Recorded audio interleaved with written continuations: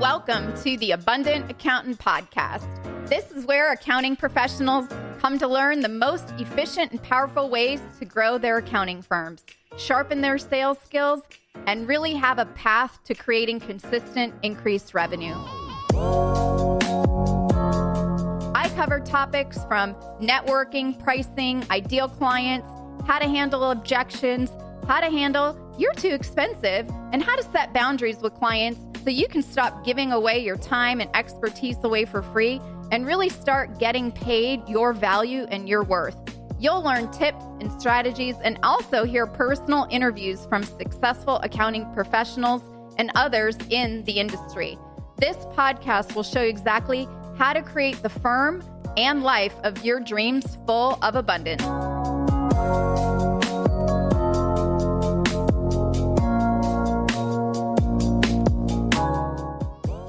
Welcome back to another amazing episode here at the Abundant Accountant Podcast.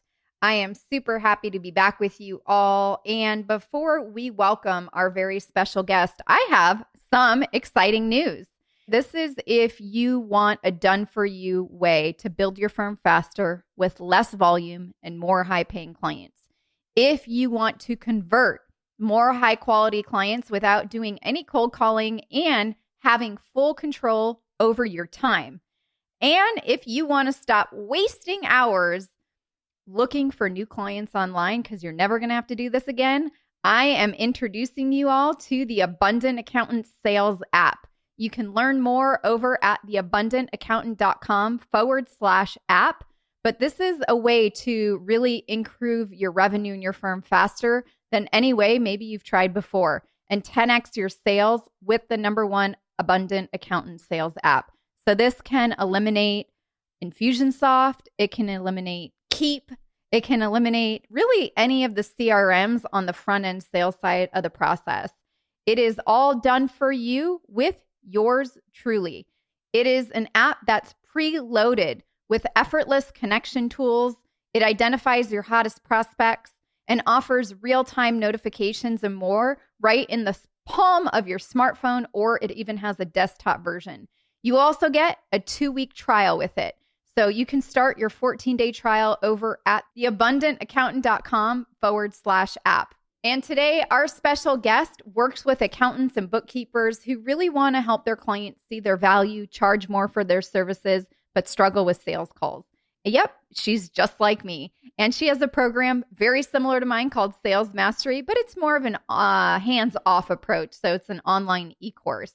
And she shows how to be more consultative. Is that how you say it? Consultative, so that you can become the go-to expert and really get the right clients to easily say yes to you. So Deb is very similar to me. She spent the last 30 years in the sales trenches, having over 20,000 sales calls. I should really add up how many I have. And she knows exactly what works and truly what doesn't work. So today we're going to have a great discussion on when is the right time to hire a salesperson in your firm? When can you farm it out? When is that best time to do that? And Deb is also in the sales trenches still. She has her own business. She works with multi-million-dollar companies and she offers profit-first services for her customers. And if you want to learn more about Deb, her website is mastermysales.com. So let's welcome Deb to the show. Welcome, Deborah, to the show. Hey, Michelle.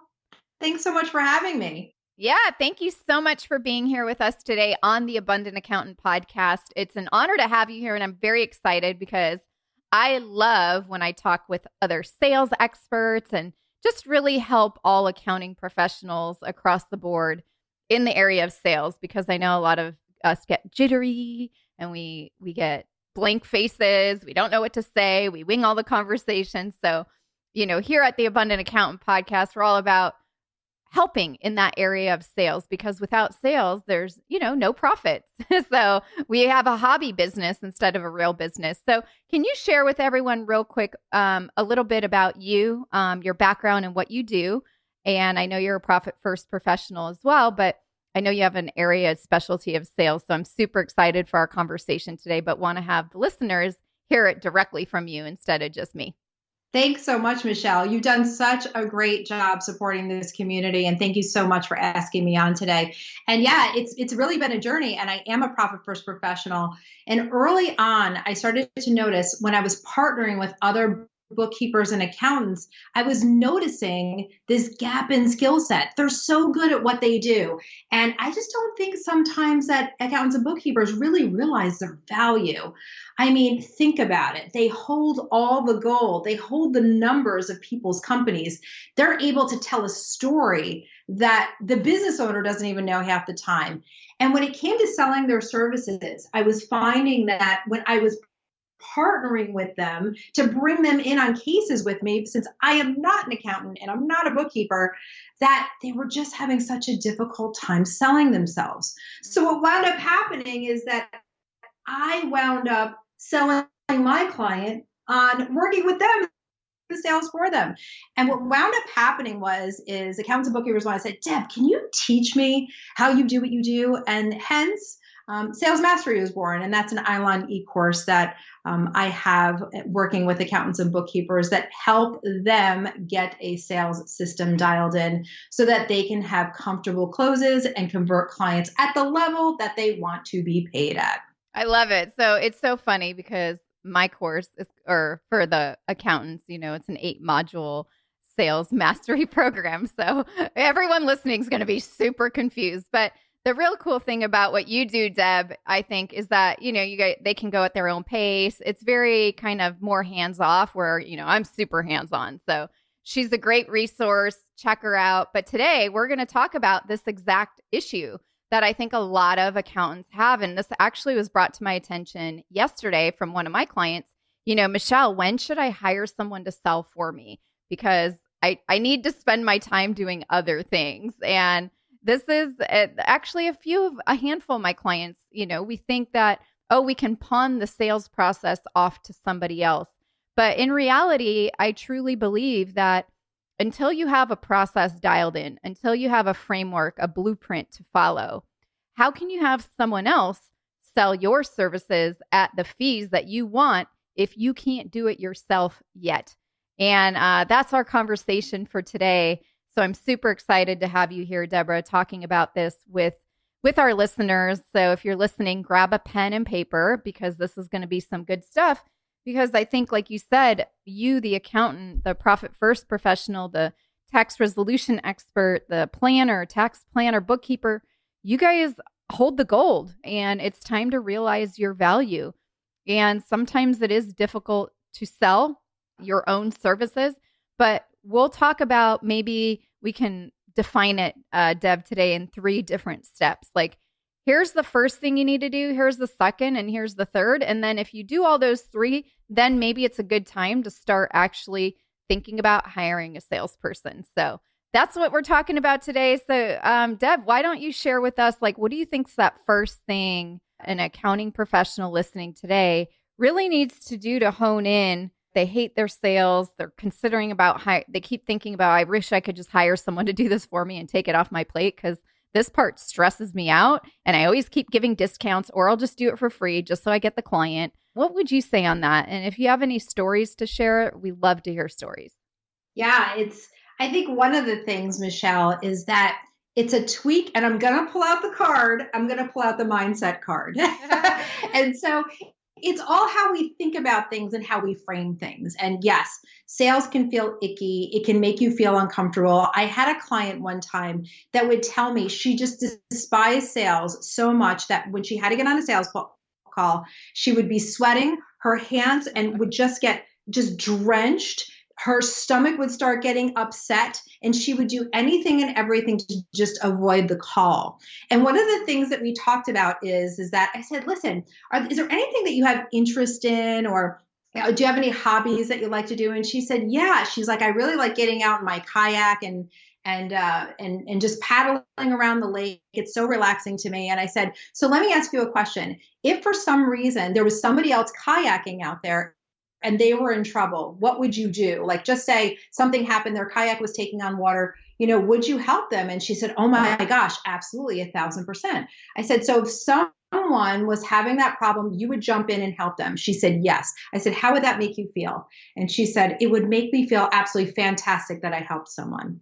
I said, so what if we use that example and that visual and overlaid it to your prospects when you're talking with them about their businesses? Now we put sales to the side and we look at it as somebody else that's in need of help, somebody that may be drowning in their business, somebody that's coming to you because they have a problem, right? Because they wouldn't be coming to you if things were all great and just rosy, right? They have a problem and they need your expertise in a solution. So I put that visual out for her, and all of a sudden, everything shifted.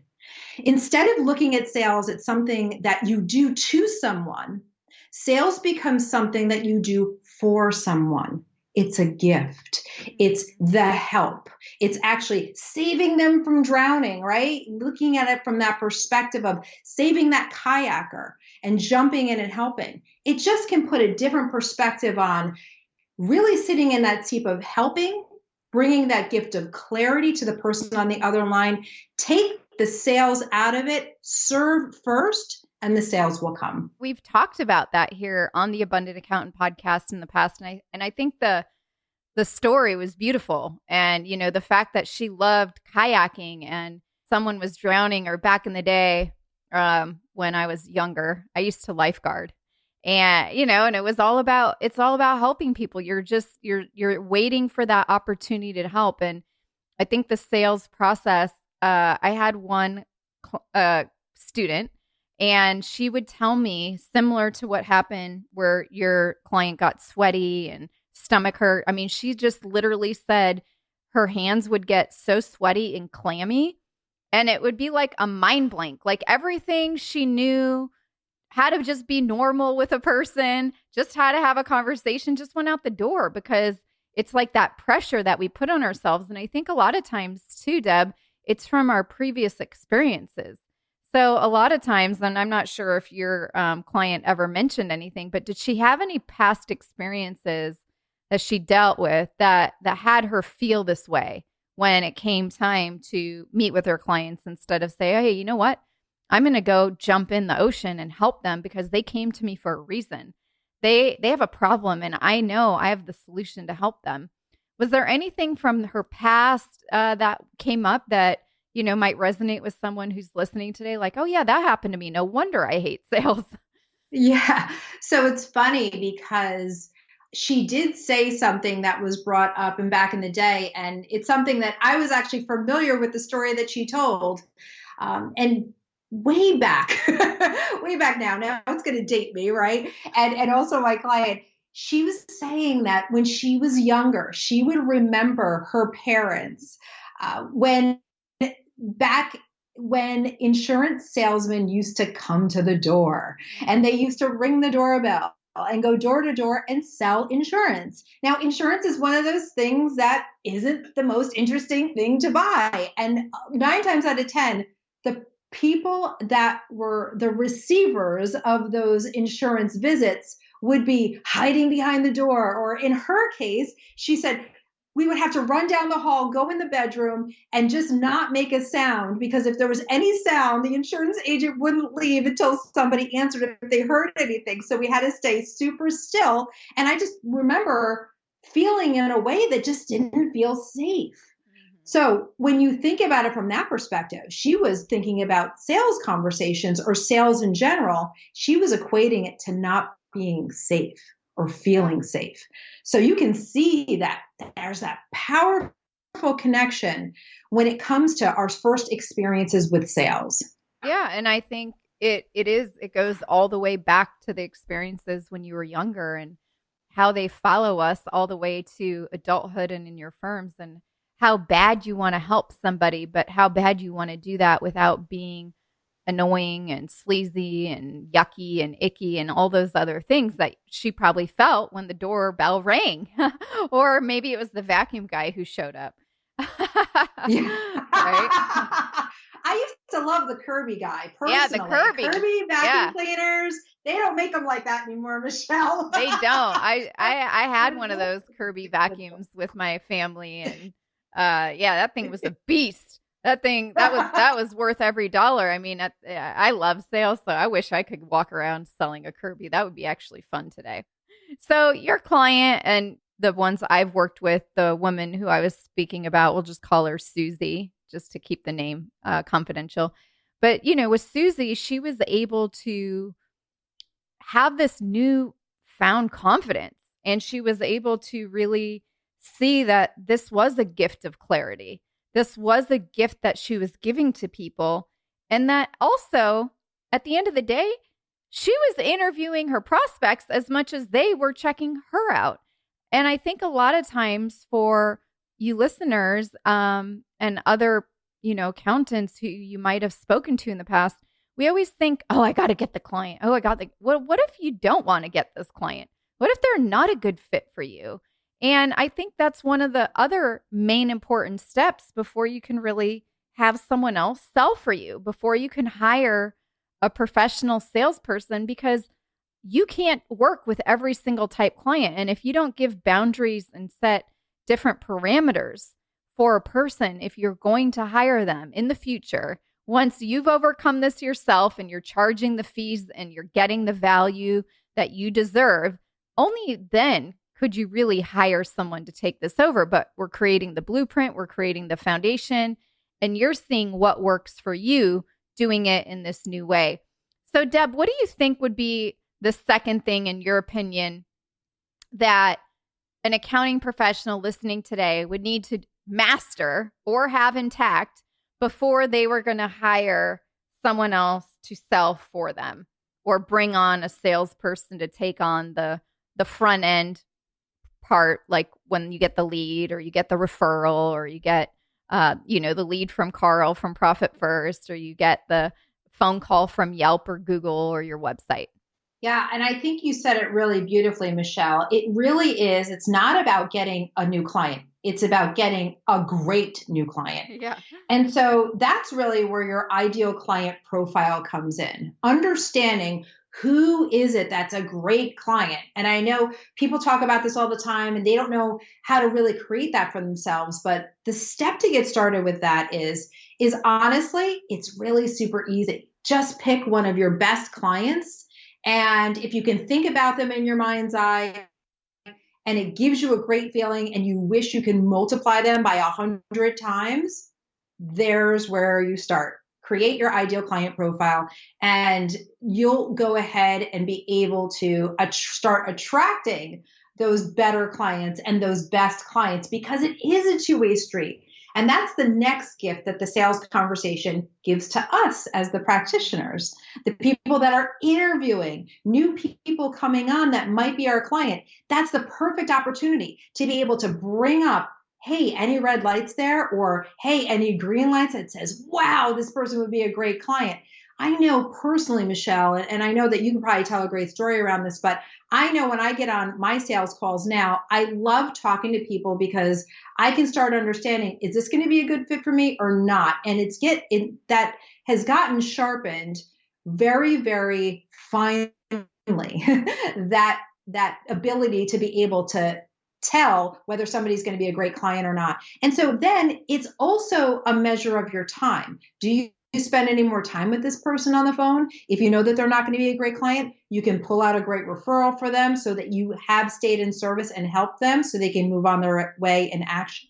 Or are they going to be a great client and continue the conversation so that you can see and further interview them? Hey, can I invite them to be a client of mine?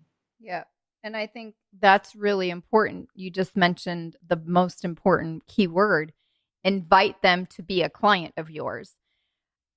I think a lot of accountants who I've worked with would just take on everybody and anybody. And Ross has told me I'm allowed to share his story, because if you've listened to the Abundant Accountant podcast, you probably have heard his case study. And when I met Ross, okay, Deb, he was taking on every single client that came through the door. I think he was doing monthly bookkeeping. He also offers Profit First, and he was charging like $200 a month. and not ever seeing the results that he wanted and not giving the clients probably the best service that he truly wanted. And he really wanted just to hire someone to take over his sales for him. And I said, Ross, you know what? Until you can confidently charge what you really, really want to get, like you were sharing in the beginning, Deb, and for the value, right? You hold the gold. You know what's going on with these businesses. I have just had multiple conversations with CPAs and, about capital gains and opportunity zones. Like this makes my head mush, just like your head is mush when it comes to sales. But I'm like, you know what? I have to understand this. If I want to have a business doing, a few million or upwards, you have to understand not only your numbers, but you have to understand the tax implications and the financial implications. And I made a commitment this year actually to commit to that and learning it. So for all of my students listening, you all know what I'm talking about. I ask you all these random questions so I can better understand it. But I think like even Ross, he's like, okay, Michelle, I will do whatever you say. I'm going to learn the sales stuff. I'm going to create a process and a procedure. And once I have it nailed down and dialed in and working like a seamless clock, going in a nice seamless circle, then I can bring someone on. And I was like, yeah, until you can do it yourself, you can't insert anybody else. And Deb, I have one other story. I know I'm talking too much, but I think you and I spoke about it the other day. Okay. I also made a commitment that I'm going to learn how to do Facebook advertising. I've never advertised at all, in my business. Theabundantaccountant.com. You guys might see ads now, but yours truly is doing them because I want to help more people. I know that there's a challenge with sales and having a faux pas about it or a bad experience with the Kirby vacuum guy or the insurance guy going door to door. And it's created this struggle. And in order to grow your firm, to hire the best team, this is an area that I know I can help. So I was like, okay, I have hired, Deb, a couple of different Facebook people to help me. And think about it like this. And you tell me if you've had an experience like this, Deb. Facebook is like money in going to Vegas. If you don't know what you're doing, you're basically just gambling. For all the people overpaying in tax, they're just gambling. For everyone, Deb, who doesn't follow your profit first model, they're just gambling. They could be doing a whole bunch of things wrong, right? I said, well, I need to get a grip of this. So I bought a course. I have a coach. He's reviewing my ads, telling me what I did right, what I did wrong. And I was like, I have to have control over the money. And if I'm going to spend $50, $100, $200, $5,000 a day on ads, well, you have to be in control of the money. And the sales in your firm is no different. How can you let someone else control the revenue in your firm, your money that makes you get paid, right? How can you fork it over to somebody else if you don't know what to look at, what KPIs to measure, what are their closing rates? How many people, how many leads did they meet with? How many converted, right? When we talked about conversion earlier. And I see my Facebook ads no different than the top line revenue in a firm. And you can't give over the reins to somebody else until you have a grip and a grasp on what to look at and when to know when something's a little off. So will I hire someone to manage the ads and do all that in the future? Of course. My time is best spent here on the podcast and talking to all of you in the sales chair of my spaceship. It is not in fiddling around with what words to put and which picture to choose and, dealing with the back end of Facebook. But I've made a commitment to understand what it means. It's like a new language. And I think sales for a lot of you is a new language and it's different. And if you can put it and set the word aside, sales, like Deb said, serving, then we're off to the races. So that's what I wanted to say in my personal story about dealing with the same challenge, that you can't put the control of your finances and money into somebody else's hands until you've proven and done it yourself. Amen to that, Michelle. I mean, I couldn't have said it any better. And here's the other thing that I'll just add to that is that you have to do it because in the end, you have to be confident with your pricing. You have to understand your value. And it's that operative word there, confidence. You have to walk away with the confidence in your pricing. Why? because if you don't have confidence in your pricing, anybody that's going to sell for you is not going to have confidence in your pricing. So that may be even our tip number 3, right? Have confidence in your pricing. Make sure you're doing this yourself so that you can go ahead and get to that number and know and understand your value so that you can delegate that to somebody so that they can be successful for you in the future. Yeah, and I think that is the third thing. You have to do it yourself, and in order to build the confidence, you have to take little baby steps. So with Ross, actually, and I don't know if this happened with your client, and maybe you could share a story on that, but with Ross, who I was talking about, and if you listen to the case study episode, he went from 200 a month to now he's charging 800 per month for any brand new clients. And he still really isn't told no by any of the people that he invites in, which brings me to the point of price elasticity. You have to start taking baby steps. So Ross went from 200 a month to 400 a month. A month later, he got a bunch of new clients. And I said, okay, let's go to 600 a month. Okay, he got a bunch of new clients. And now we're at 800 a month.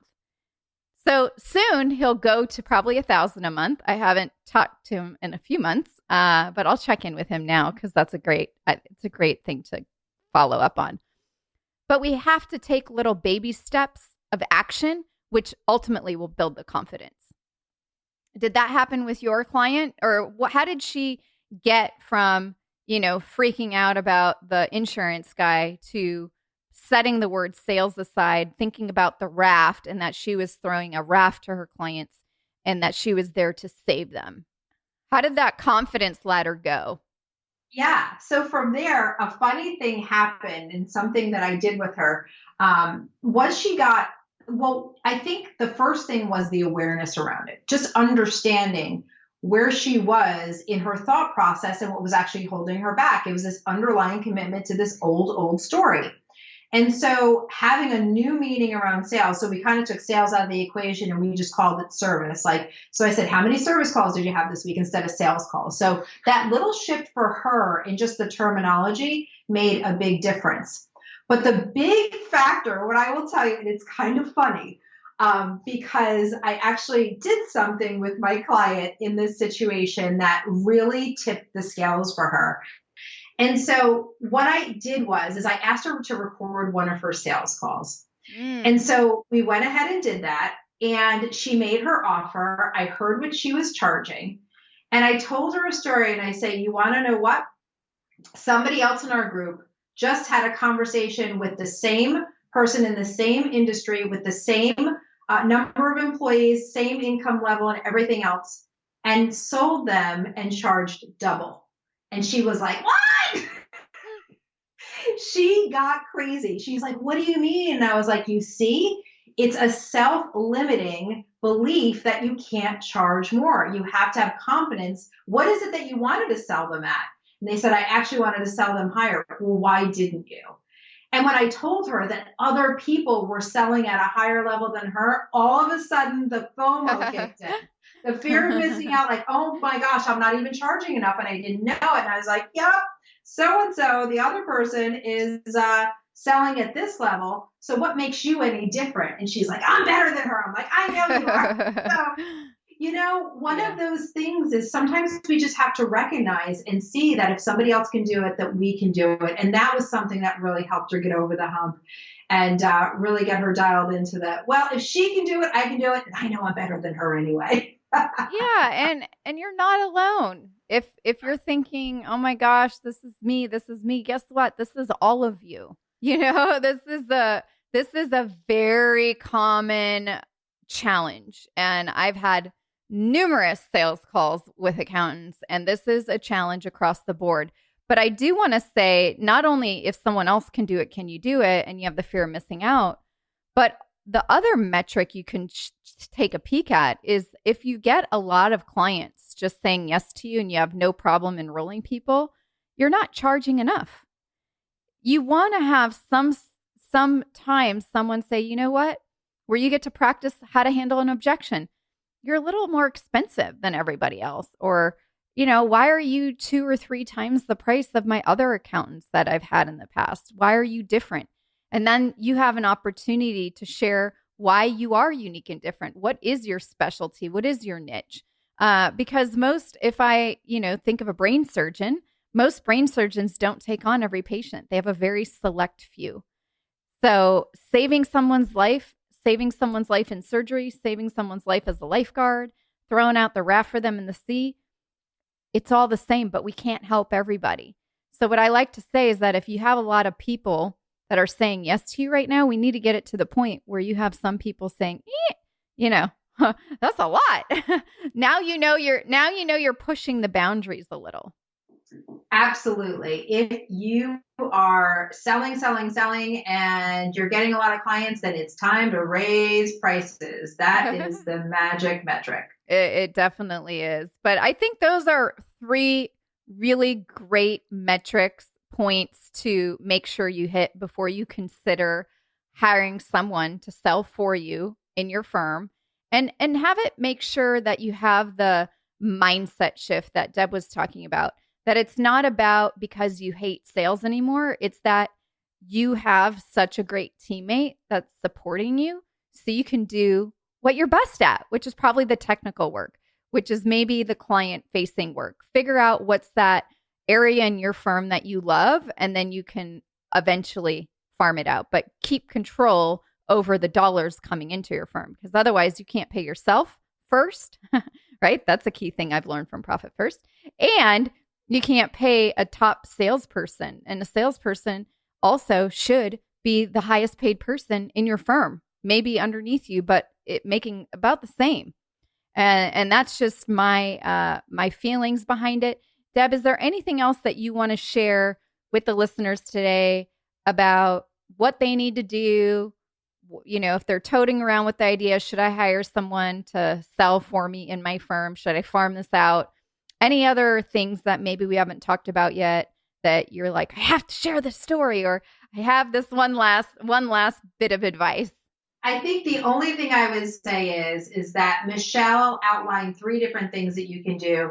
Even if you get started with one of these 3 things that we outlined, it's about the mindset and shifting that mindset away from sales and more towards service, creating that 2-way street and looking at it from getting a great client and identifying that ideal client profile and that confidence in your pricing. If you get started with any one of those, you're on your way to shifting the way that you handle your sales, and also one step closer to hiring the person to do sales for you. Yeah. And I want to just reiterate, Deb, that was us that came up with the list together. It was a combined effort. So thank you so much for being here with me today on the Abundant Account Podcast. This was fantastic. I know you all have a lot of notes in your yellow pad, but I want to just second what Deb said. Just take action on one thing.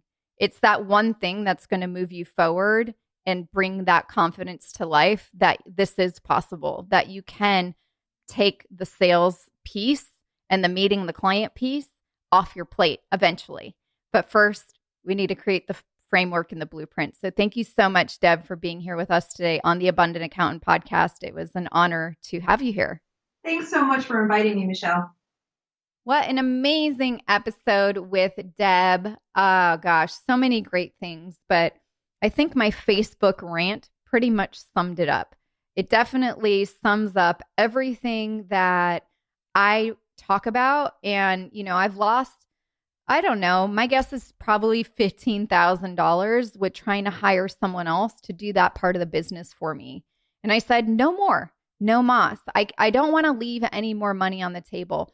And I want to think about this, or I want you to think about this for yourself. How much money do you leave on the table not having the right process in place, not following up with leads at the right time, not having a pulse on your KPIs or measurable results as it relates to conversions in your own business?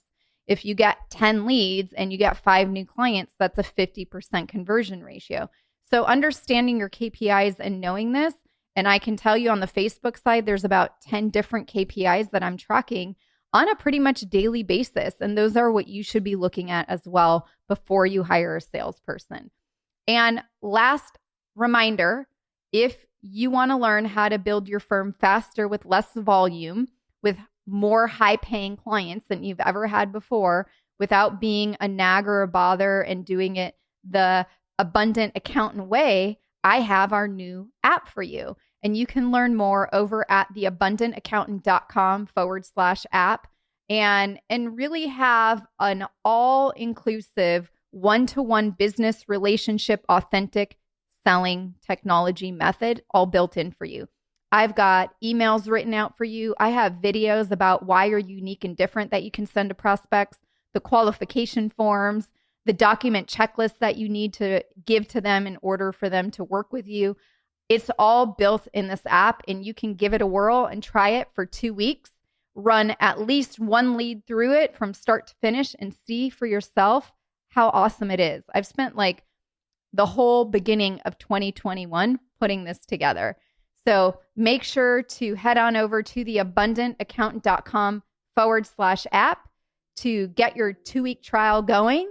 And I look forward to supporting some of you on the app and really being able to grow your revenue with less stress, have no one fall through the cracks, and see what you're able to create. So once again, theabundantaccountant.com/app, and I'll see you all in the next episode.